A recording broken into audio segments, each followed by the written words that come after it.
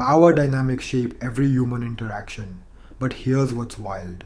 Research shows we make unconscious dominance assessments within the first 100 milliseconds of meeting someone before a single word is spoken. That's fascinating how our brains are constantly running these complex social calculations without us even realising it, like this invisible chess game happening beneath the surface.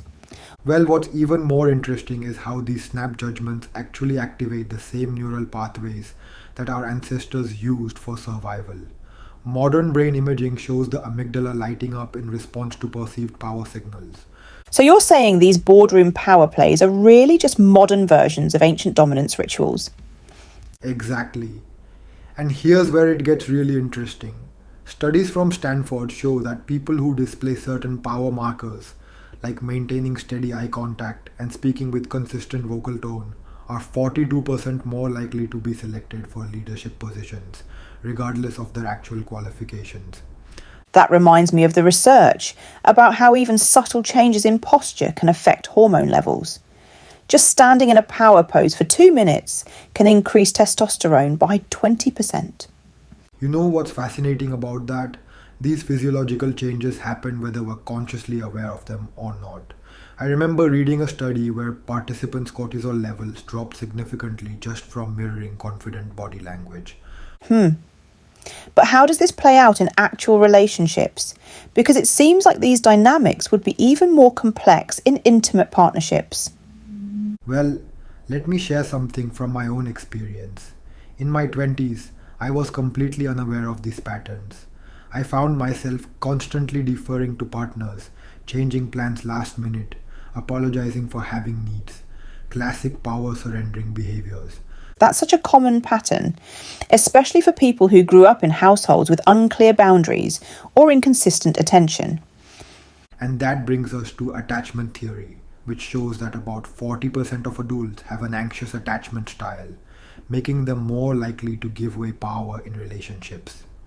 Another 30% have avoidant attachment, often maintaining power through emotional distance. Those numbers really put it in perspective.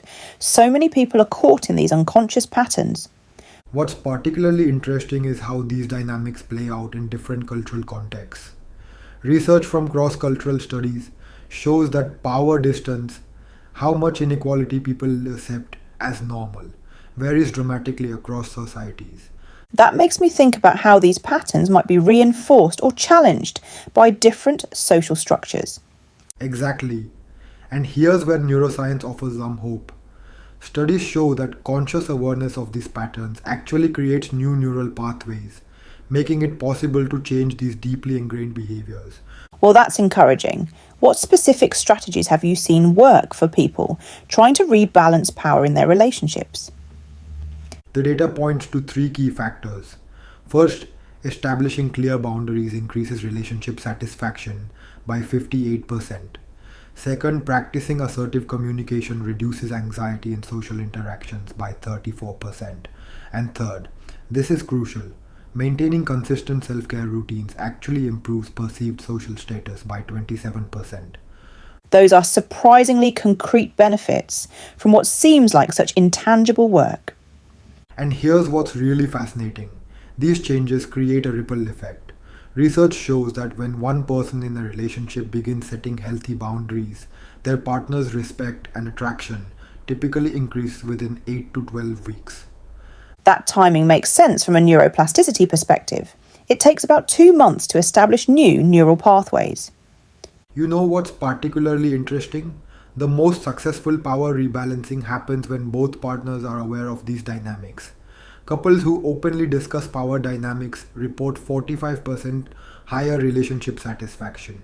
That really challenges the idea that power has to be this hidden, manipulative force in relationships. Exactly. And recent studies show that relationships with conscious, balanced power dynamics are 67% more likely to last long term compared to those with rigid or unconscious power structures. Those numbers really drive home why this matters beyond just individual relationships. And looking at the broader implications, organizations that actively address power dynamics see a 39% reduction in workplace conflict and a 28% increase in employee engagement. So this really extends far beyond just personal relationships. The research is clear.